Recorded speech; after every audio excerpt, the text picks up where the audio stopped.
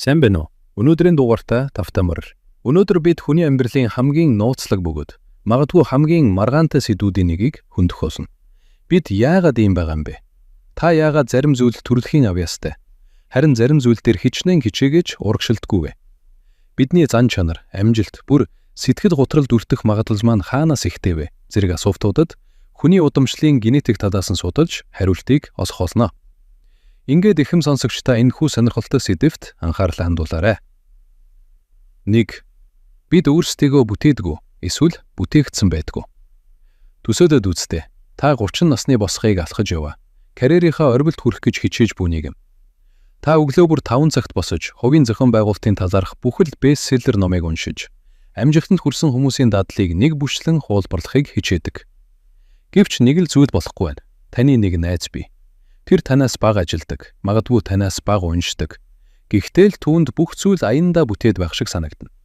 Эсвэл та өөрийнхөө сэтгэл хөдлөлийг хянах гэж илүү нээлттэй, экстраверт болох гэж олон жил хичээсэн ч стресстэй үедээ эргээд л нөгөө зожиг, түгшүүртэй нэгэн болох хувирддаг. Бидний амьдарч буй өнөөгийн нийгэм бидэнд чи юу ч болж чадна, зөвхөн хичээхэд л хангалттай гэсэн мессежийг өгдөг. Энэ бол маш урам зоригтой сонсогддог. Хувь хүний хөгжлийн үндсэн зарчим. Гэвч энэ зарчим бидний заримдаа маш их цөхрөлд хүргэдэг. Учир нь бид өөрсдийнхөө байглаас өгөгдсөн үйлдвэрийн тохиргоотой тэнцэлдээд ялагддаг. Таны дотоод ертөнц, таны IQ, таны сэтгэл хөдлөлийн тогтвортой байдал, ердөө л орчин тойрон, хүмүүжил, хүчин чармаалтаас хамаардаг гэж юу? Роберт Пломинг гэх эрхэм Blueprint буюу генетик бидний хэн байхыг тодорхойлдог хэмээх номондоо энэ асуултад маш зармаг бөгөөд шинжлэх ухааны үндслэгтэй хариулт өгсөн юм. Тэрээр биднийг цэвэр цаас биш, харин аль хэдийн бичигдсэн код гэдгийг баталдаг. Энэ нь таныг өөрийгөө өөрчлөх боломжгүй гэсэн үг биш. Харин ч эсрэгээрээ та өөрийнхөө генетикийн онцлогийг ойлгож байж, сатхины эсрэг биш, сатхины чиглэлд дарвуулаа залах боломжийг олгоно. Өнөөдөр бид энэ номын гүн рүү нэвтэрч, таны амьдралын гацалт хаанаас үүсэж болохыг, мөн таны DNA буюу генетик, таны хувь заяаг хэрхэн тодорхойлдог талаар ярилцах болно. 2. Удамшил уу, хүмүүжил үү? Роберт Пломины ном бол сүүлийн 30 гаруй жилийн генетикийн судалгааны үр дүн юм. Номын гол асуулт нь маш тодорхой. Бидний сэтгэл зүйн ялгаатай байдлын хэдэн хувь нь бидний генетикээс хамааралтай вэ? Олон 10 жилийн турш сэтгэл судлалын салбарт биднийг орчин тойрон маань бүтээдэг гэсэн үзэл давмгайлж ирсэн. Эцэг эхтэн таныг яаж хүмүүжүүлсэн? Та ямар сургуульд сурсан? Таны эргэн тойронд хэн байсан бэ гэдэг нь таныг хэн болохыг шийддэг гэж үздэг байв. Гэвч Пломинг энэ үзлийг оронгоор нь эргүүлсэн юм. Тэрээр хүмүүжил болон орчин нь бидний бодож байгаа шиг тийм ч хүчтэй нөлөөтэй биш. Харин бидний генетик буюу удамшил бол бидний зан төлөвийн 50%-ийг, магадгүй түүнээс ч их хувийг тодорхойлдог хэмээн баталдаг. Яагаад энэ өнөөдөр чухал вэ?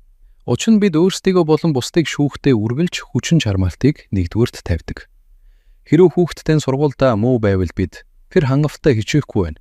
Эсвэл бид муу эцэг их байна гэж дүгнэдэг. Хэрэв та карьертаа амжилт олохгүй бол би залхуу байна гэж өөрийгөө зэмлэдэг. Гэтэл Пломины судалгаагаар бидний сэтгэл зүйн онцлогуд оюун ухааны чадамжаас эхлээд сэтгэл түгшүүрт өлтөмтгий байдал хүртэл бүгд генетикийн гүн нөлөөнд байдаг. Энэ ном нь бидэнд өөрийгөө хүлээн зөвшөөрөх болон өөртөө тохирсон стратегийг боловсруулах шинжлэх ухааны үндслэлтэй арга замыг санал болгож буй хэрэг юм. 3. Зохиолчийн суурь ба контекст. Роберт Пломин бол зүгээр нэг зохиолч биш. Тэрээр зан төлөвийн генетик, behavioral genetics салбарын хамгийн нөлөө бүхий эрдэмтдийн гэгэм. Тэрээр Лондонгийн King's College-ийн профессор бөгөөд сүүлийн 40 жилийн турш ихэр хүүхдүүд болон үрчлэгдсэн хүүхдүүдийн судалгааг Twin and Adoption Studies удирдсан. Пломины энэхүү Blueprint ном нь 2018 онд хэвлэгдсэн бөгөөд энэ үед генетикийн шинжлэх ухаанд полигенийн оноо, polygenic scores гих асар том хувьсгал гарч байлаа. Өмнө нь бид зөвхөн нүдний өнгө эсвэл тодорхой ховор хүчнийг үүсгэдэг ганц нэг генийг л мэддэг байсан бол Пломин хүний зан чанарыг олон мянган жижиг генийн нөлөөлөл нийлж бүрдүүлдэг болохыг тайлбарласан юм. Түүний судалгаанууд сэтгэл судлалын салбарт асар их эсэргүүцэлтэй тулгарч байсан ч учир нь хүмүүс генетик хувь заяаг тодорхойлдог гэх санаанд дургүй байдаг. Түүний цуглуулсан тоон мэдээлэл болон баримтууд нь яцаахын аргагүй байв. 4. Генетик хэрхэн ажилдаг вэ? Одоо бүгдээрээ энэ номын хамгийн чухал, магадгүй таны ертөнцийг үзэх үзлийг өөрчлөх 5 үндсэн санааг хэрэгцээ. Зан төлөвийн генетикийн 1-р хууль, Пломины филж буугаар бүх сэтгэл зүйн шинж чанарууд удамшдаг. Үүнд ямар ч үйл хамаарах зүйл байхгүй. Оюун ухаан, IQ, зан чанарын 5 том төлөв, нээлттэй байдал, хариуцлагатай байдал, экстраверт байдал, таарамжтай байдал, нейротизм. Тэр байтугай таны улс төрийн үзэл баримтлал, шашин шүтлэгт хандах хандлага хүртэл тодорхой хэмжээгээр генетикийн нөлөөтэй байдаг.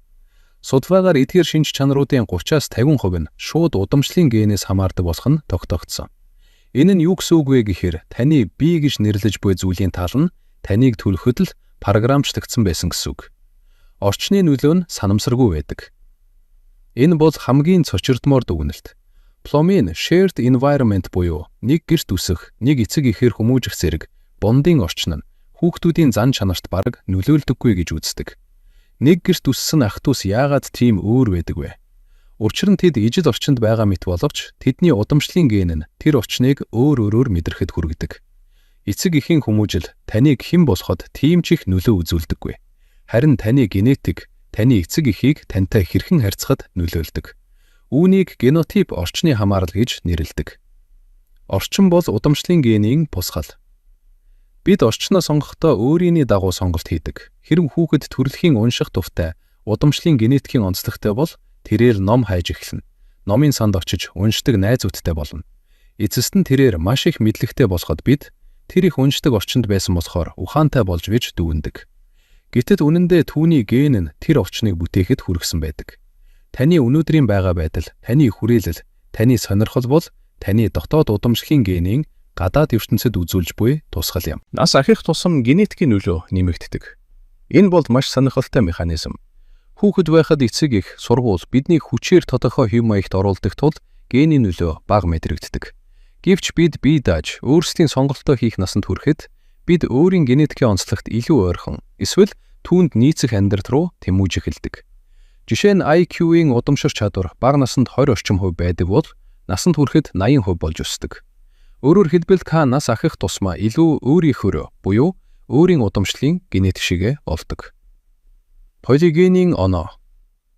Эрдэмтэн Пломын ганцхан амжилтын ген эсвэл сэтгэл гутралын ген гэж байдаггүйг онцолсон. Хүний зан төлөв нь офон мянган жижиг генетикийн нэгдэл ба хэлбэлцлийн нийлбэр юм. Өнөөдөр шинжлэх ухаан таны генетикийн мэдээлэл дээр үндэслэн таныг математикт хэр байх, эсвэл хэр зэрэг нь ойрмог байхыг урьдчилан таамаглах оноо гаргаж чаддаг болсон. Энэ бол ирээдүйн хувь хүний хөгжлийн гол хэрэгсэл юм. 5. Энэ мэдлэгийг яаж ашиглах вэ? За одоо бүгдээрээ практик хэсэг рүүгээ оръё. Энэ бүх шинжлэх ухааны баримтуудыг өөрийн карьер, амьдрал, сэтгэл зүйн асуудлыг шийдвэрлэхдээ хэрхэн ашиглаж болох талаарх цөөн хэдэн зөвлөмжийг хүргэе. Өөрийгөө буруутгахаа зогсоо. Хэрэв та төрөлхийн сэтгэл түгшүүрт өртөмдөхий гений онцлогтой бол та хичнээн бясалгал хийгээд ч хизээч 70-д 51 болохгүй байж магадгүй. Таны зарим дотор итгэл бол 100% таны ухамсараас хамаардаггүй ба харин таны генетик өгөгдлөөс хамааралтай ухамсарлаж өөрийгөө өөрчлөх гэж биш. Харин өөрийн генетикийн онцлог тохирсон амьдралын хэм маягийг бүтээхэд анхаарлаа хандуул. Карьерийн совногт буюу салхины чиглэлийг ашиглах. Хэрэв таны IQ болон танин мэдхүн чадвар тодорхой нэг салбарт, жишээ нь нарийн тооцоол хийхэд төрөлхийн тохирохгүй бол та тэр салбарт дундаж нэгэн байхын тулд бусдаас 3 дахин их энерги зарцуулна. Энэ нь таныг маш хурдан burnout буюу бие сэтгэл зүйн ядаргаанд хүргэнэ. Үүний оронд өөрийн генд байгаа давуу талыг олж илрүүлнэ. Түүнийг хөгжүүлэх нь амжилтанд хүрэх хамгийн богино зам юм. Жишээ нь та бусад хүмүүсээс илүү бусадтай харилцах чадвартай, эсвэл бүтээгч байж болно. Хүмүүжил болон харилцаа. Хэрэв та эцэг их бол хүүхдээ өөрийнхөө хүсснээр загварчлах гэж оролдох нь утгагүй бөгөөд хор хүнөөтэй гэдгийг ойлгох хэрэгтэй. Пломын эцэг эхчүүд бол цэцэгчин биш, харин цэцэрлэгч юм гэж хэлсэн. Цэцэрлэгч сарнайг автан зуул болооч өөрчилж чадахгүй. Түүний хийж чадах зүйл бол сарнайг усалж, түүнд тохирох хүсийг бэлдэж, дэлбэл хийдэн туслах юм. Харилцаан дээр ч мөн адил. Хампарчаа өөрчлөх гэж оролдох нь түүний удамшлын генетиктэй тэмцэж буй хэрэг юм. Сэтгэл зүйн гацавтаас архна. Заримдаа бидний амьдрал дахь гацалт нь бид өөрийнхөө төрөлхийн темпераментийн эсрэг амьдрах гэж хичээж байгаагаас үүдэлтэй байдаг. Магадгүй та дотогшоо, интроверт хүн атлаа өөрийгөө хүчээр борлуулалтын менежер болох гэж шахаж байгаа юм биш үз? Генетикийн онцгой шин чанараа хүлээн зөвшөөрөх нь бууж өгч буй хэрэг биш, харин стратеги өөрчилж буй хэрэг юм. 6. Таны генетик бол хувь заяа биш, харин боломж юу? Дүгнэлт хэлэхэд Роберт Пломины Blueprint ном бидэнд нэгэн чухал үннийг сануулдаг. Бид бүгд адилхан биш. Энэ нь шудрал бус мэт сонсогдож боловч нөгөө талаараа бид бүгд дахин давтагдчихгүй кодтой төрсөн гэсэн үг. Удамшлын генетик бол таныг хорж буй тор биш. Энэ бол таныг чиглүүлж буй дазрын зураг юм. Хэрв танд уулын дазрын зураг өгөгдсөн бол та талхаар хайж цагаа өргөх хэрэггүй. Харин хамгийн сайн ууланд авирагч болоход анхаарах хэрэгтэй. Пломин бидэнд өөрөө өөрийгөө бүтээх тухай биш, харин өөрөө өөрийгөө нээх тухай ярьж байна. Таны амжилт, таны аз жаргал, таныг өөрийгөө хэр их өөрчилж чадсанаар биш, харин өөрийнхөө удамшлын генетикийн онцлогтой хэр зэрэг нийцтэй амьдрч чадсанаар хэмжигдэнэ. Таны удамшлын генетик танд юу өгснийг олж мэд. Түүнийг хайрл, түүнийг ашиглал. Хорвоо ертөнцид яг тань шиг ийм генетикийн хослогтой хүн өмнө нь хизээш байгаагүй.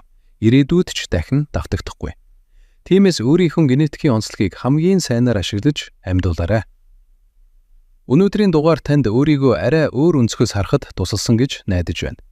Day+ подкастын сонссон та бүхэнд баярлалаа. Таалагдсан бол subscribe хийж, like, share хийгээрэй. Баярлалаа.